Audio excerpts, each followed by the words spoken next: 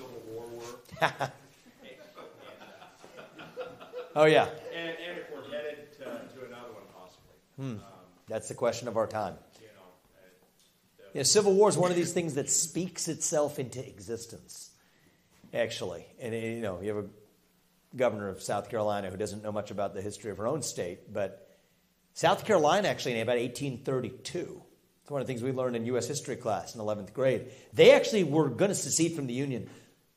We're talking nearly a couple decades before the Civil War. Yes, unlike Nikki Haley, unable to state the cause of the Civil War, recently, according to this tweet, Vivek was asked about the cause of the Civil War at an event in Iowa on Thursday. His response is everything you would expect from a student of American history like Vivek, and nothing like Nikki Haley, but no answer. I'm going to play all the videos so you can see exactly what is going on. We are drawing closer to the end of the year, and I want to appreciate people who have been supporting me throughout. If you have not subscribed to this channel, please endeavor us to do that, and if possible, why not share out the video, because in 2024 we'll be reporting on all the things happening. And remember, I stand for the truth, nothing but the truth. Yes, I got a two-parter. I wonder if you could tell me It's great. what the causes of the Civil War were. Oh, yeah. And if we're headed to another one, possibly. That's the question of our time. Civil War is one of these things that speaks itself into existence, actually. And, you have a governor of South Carolina who doesn't know much about the history of her own state, but South Carolina, actually, in about 1832, it's one of the things we learned in U.S. history class in 11th grade. They actually were going to secede from the Union. We're talking nearly a couple decades before the Civil War. Right? So this comes back to the present. Our history isn't about our past. It's about our understanding of our future. So they actually, in 1832, were about to secede. Back then, it was about tariffs between the North and South. But ultimately, the thing that boiled this over was slavery. But there were tensions brewing, a value system that was fundamentally different in two countries that shared a geographic space, but a value system that was fundamentally different. That's really what led to the Civil War. So the powder keg was in the air, slavery was the match that we lit that caused it to boil over. Well, the question you asked is, where are we today? And I don't use that word lightly. We are already, I would say, in the middle of a Cold War in this country. A war between those of us who love the United States of America and those who hate this country and what we stand for. And I called this a war today because, like the one fought 160 years ago, 80 years ago, we could say that it's an incompatible worldview. Either you believe in merit or you believe in group quotas. You cannot have both. Either you believe in free speech or you believe in censorship. You cannot have both. Either you believe in American exceptionalism or you believe in American apologism. Just as happened in that last Civil War, you cannot have both. That's the moment we live in today. And I think now more than ever, we need a commander-in-chief who will lead us to victory in this Cold War so it does not turn hot. That's what we require. And I think it's going to take somebody from the outside. Somebody who's not susceptible to the special interests that got us to where we are.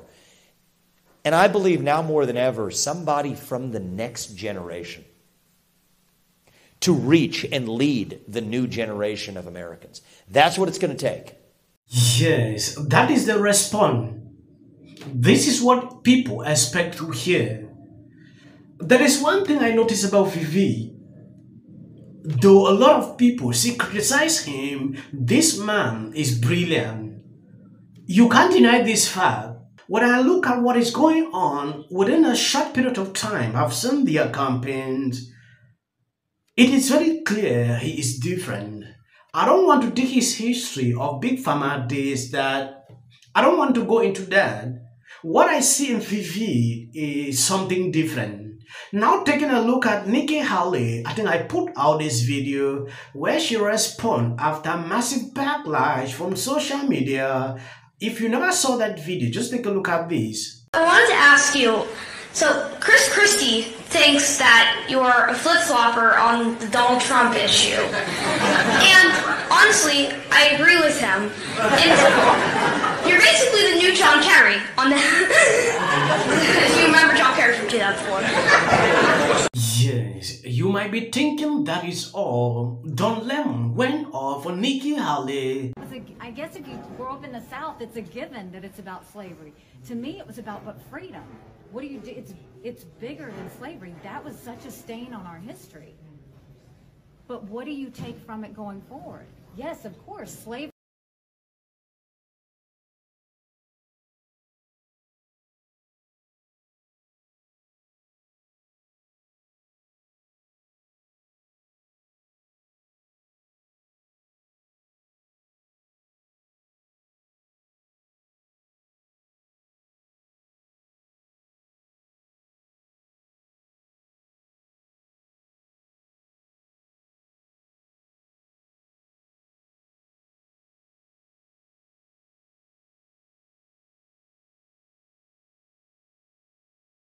Yes, this is not stopping.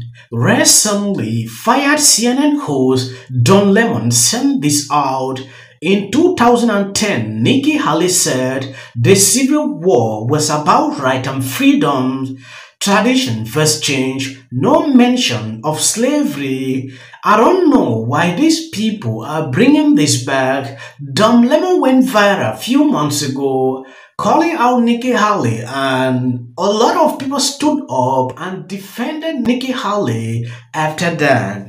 I was shocked to realize his return on Twitter is going after Nikki Haley. I don't know if you have seen these videos. I'm going to play so you can see exactly what I'm talking about. What's your belief about the reason the Civil War was fought? I mean, again, I think that as we look in government, as we watch government, you have different sides. And I think that you see passions on different sides. And I don't think anyone does anything out of hate. I think what they do is they do things out of tradition and out of beliefs of what they believe is right.